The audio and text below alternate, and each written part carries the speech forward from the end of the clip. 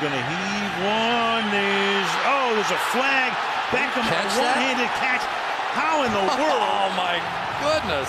Oh, my goodness. This is sick. Put this to music. I don't think he stepped out either. That may be the greatest catch I've ever seen. The hop, Nicholas Backstrom 2-on-1 with Ovechkin.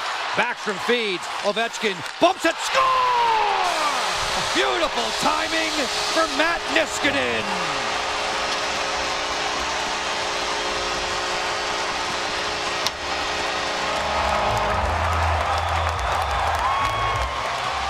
Picked up by J.R. Smith. Up to LeBron, trying to get the thing moving.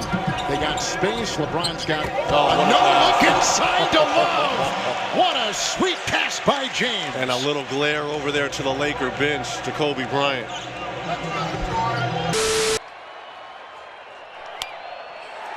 This is going to do it. Prince Fielder wants it.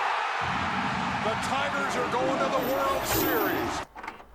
You may be wondering what these clips have in common. One word: communication. But let's back up for a second.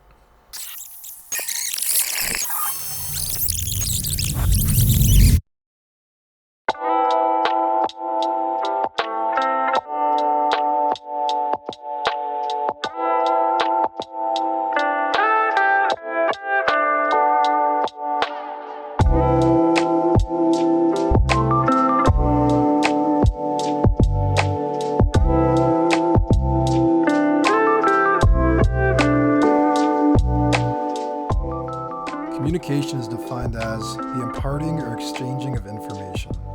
Without it, we'd be as lost as a chicken without a head.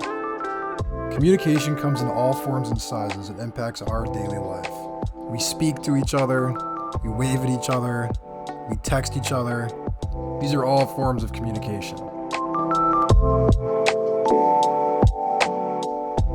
And while these forms of communication are extremely diverse and sophisticated, there's one form of communication that will always fascinate me, and that's nonverbal communication. And I'm not talking about this. I'm talking about this. Sears, here's you get up. Oh, look at this! Oh, it's in! Oh my goodness, what a goal! LBJ. Bounce toss to Dunleavy.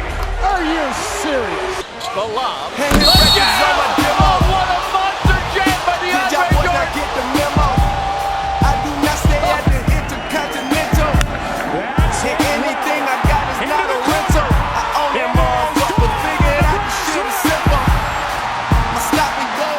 You want to know what separates these guys from your average Joe?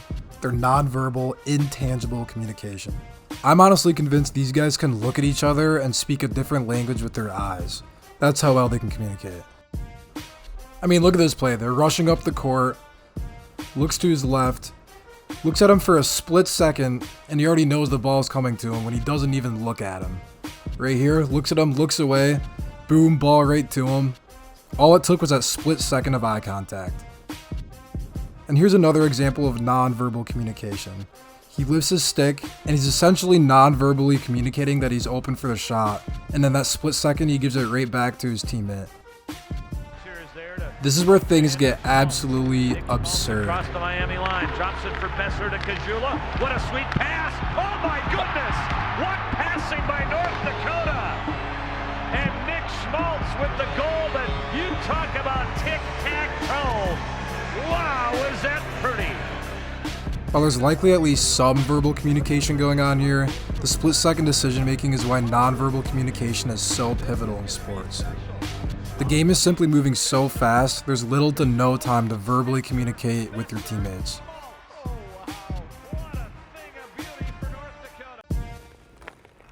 While many people study the expertise of nonverbal communication, it's also specifically studied in the sports realm, and it's called sports communication.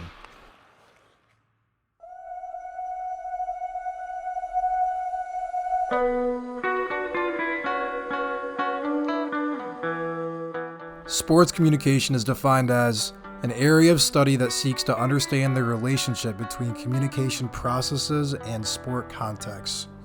Communication processes meaning, the creation and understanding of meaning through exchanging both verbal and nonverbal messages between players, coaches, and trainers.